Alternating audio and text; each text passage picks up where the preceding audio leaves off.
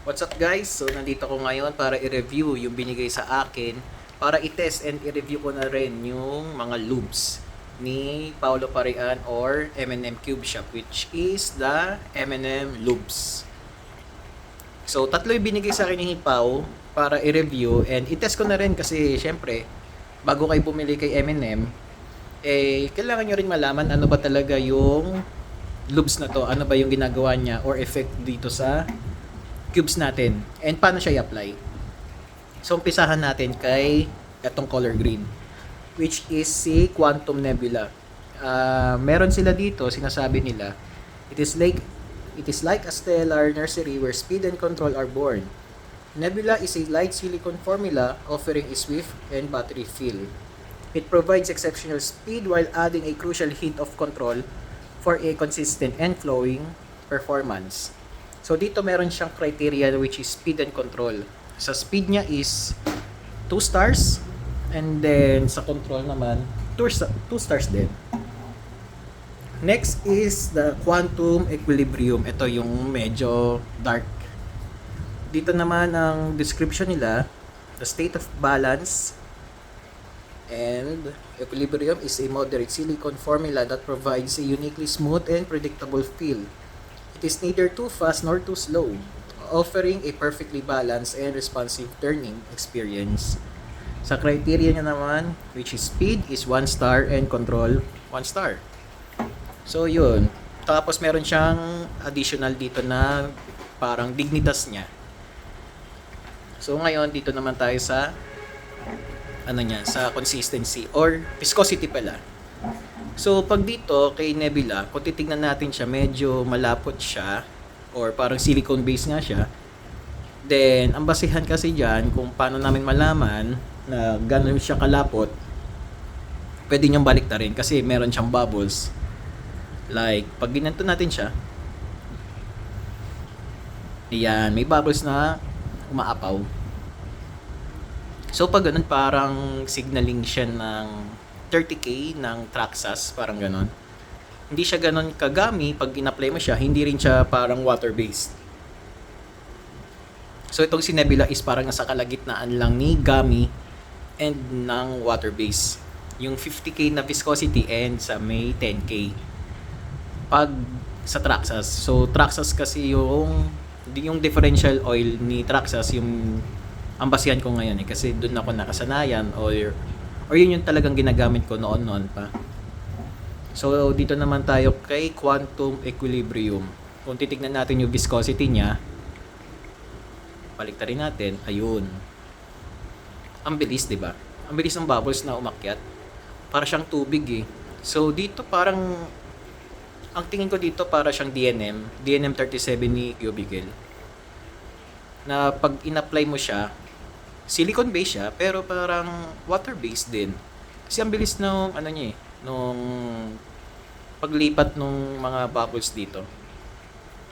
Ayan. And meron din siyang binigay sa akin itong additional na dignitas. Itong loops na to, na-test ko na siya dito sa Moyu Alfu version 5 na single track 7x7. So ito pinatest rin sa akin ni Pao para magamit ko rin yung mga loops. At the same time, ito rin, ma-break in and mabigyan ko rin ng final review or final thoughts. Kasi marami rin nagtatanong sa akin na, kuya, ano ba talaga feel or recommended ba talaga mag-shift ka from Alfu WRM to Alfu version 5? And ano bang variant siya? Triple ba? Dual track ba? Or single track? So, umpisahan natin dito. So, tinesting ko siya kahapon, nag-setup ako nung cube nito. Ang una kong ginawa is lininis ko muna yung kalahating layer. So, etong first 3, hindi naman siya kalahati. So, first 3 layers, tinanggal ko siya, dinisassemble ko, then lininis ko lang muna itong buong to. At the same time, yung top layer, yung magiging, kung titignan nyo yung front top view, yung mismong surface lang nun, may stock lube pa kasi meron pa siya nung yung galing pa kay Moyu na may mga lubes pa. So tinanggal ko muna siya lahat, lininis ko kasi yun nga, medyo time consuming din and baka mahirapan din ako paano siya ibalik kasi ito bago lang to and hindi ko rin alam kung paano siya ibalik, baka mahirapan na. So yun, etong Dignitas is linagay ko dito sa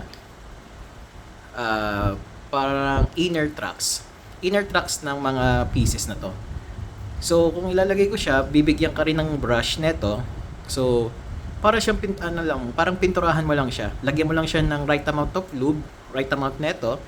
Huwag masyadong marami, huwag masyadong konti, yung katamtaman lang. Kasi pag masyadong marami, doon ka lang magkakaroon ng problema kasi magiging gummy yung feel niya. Mahirapan din tayo mag-break-in, matatagalan din. So ito linalagay ko lang to doon sa may mga tracks, doon sa inner. Kasi meron kang inner tracks, meron ka rin doon sa may mga outer. So inner tracks, yun yung papunta doon sa may core, malapit sa core. So kung saan dumadaan yung mga centerpiece nito, saka yung sa edges niya, saka yung corner. So doon ko siya linalagay para yung effect niya kasi doon ko makikita na makokontrol ko yung cube at the same time gummy feel din. Kasi etong Moyu Aofu na version 5 medyo mabilis siya out of the box, so kailangan ko ng control. Then eto naman si Nebula naman, linalagay ko naman siya dito sa inner, meron din sa inner at meron din sa outer tracks. So kung saan talaga kumikis-kis yung mga pieces natin, doon natin siya lalagyan nito. At the same time, ganito rin yun sa Dignitas. So dito ang magiging effect naman niya pag ginamit niyo siya is medyo magiging battery fill nga yung cube nyo, at the same time bibilis din siya kasi nga eto pang pa-slow down, eto pang umpisa doon sa break-in. So mas madali na tayo mag-break-in dito sa cubes natin. Pero pwede pala to gamitin sa 3x3 or any kinds of Rubik's natin. Kahit mapa-mega mix pa yan. So dito, pwede mo siyang, pag yung application pala neto, pwede nyong gawin na parang sa silicone ay parang sa syringe. So lagyan nyo lang dun sa mga pieces na gusto nyong ilagay sa mga tracks, or pwede rin yung papatakan nyo siya.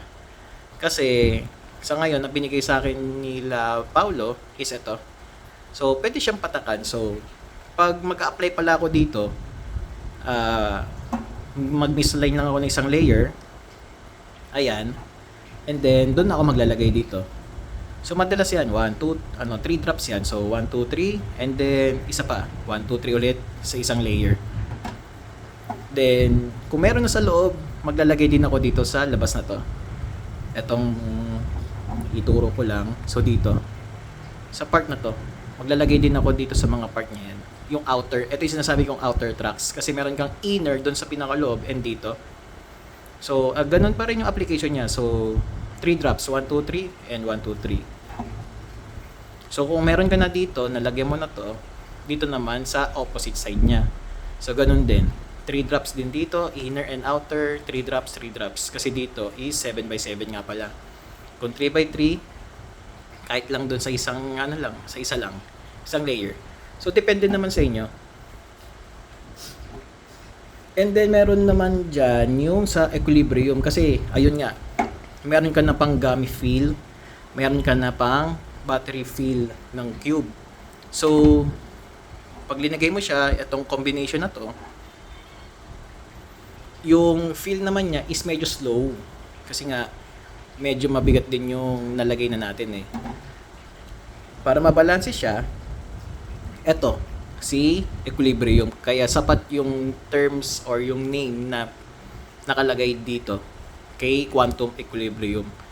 So, ganun lang din, 3 drops din. Kung paano yung application mo dito kay Nebula, ganun lang din dito kay equilibrium. Ang effect naman nito is parang DNM37 nga, yung sinasabi ko kanina, na parang water-based lube nga siya, pero yung effect niya dito is mapapabilis niya talaga. Hindi naman sa sobrang bilis, kasi nga right amount nga lang lagi tayo is 3 drops lang. So yung feel niya is mabilis talaga siya. So yung gummy and battery feel is makokontrol niya or mababalanse ni equilibrium. So tama lang yung name niya and talagang yung name niya is nandito na sa loob na to. So mapapabilis niya and at the same time balanse. So, ito yung combination na ginagamit ko lagi. So, ito, Dignitas dito sa inner tracks, and then si Nebula para sa inner and outer tracks ng cubes natin. And then kung hindi ako satisfied dun sa feel, kasi syempre battery and gummy feel nga siya, medyo matigas pa siya, lalagyan ko na nito si Equilibrium para bumilis na yung cubes natin. And then, ayun, break in na lang natin. Kasi dito, medyo matatagalan tayo mag-break in kasi nga, mabigat yung loops na to. Pero kung linagyan natin ito, si Equilibrium, mapapabilis lang yung break-in niya, yung break-in process niya. Kasi nga, hindi na siya mabigat, and hindi na rin siya masakit sa mga daliri natin. Kasi nga, habang dumadami or naglalagay tayo ng heavy loops, medyo matagal or medyo matigas nga iikot. So yun, linagay ko siya dito sa Moyo Awful version 5, and nasatisfy naman ako dito sa combination na pinatest sa akin ni Pau. So dito, ma-avail nyo lang siya once na mag-PM kayo kay M&M Cube Shop. PM lang kayo kay M&M sa Facebook page or sa Shopee nila. And sa price, hindi ko rin sigurado for the meantime kasi binigay lang niya sa akin para i-test yung loops na to. So yun, ito Moyo Awful, malapit na yan, so stay tuned na rin sa susunod.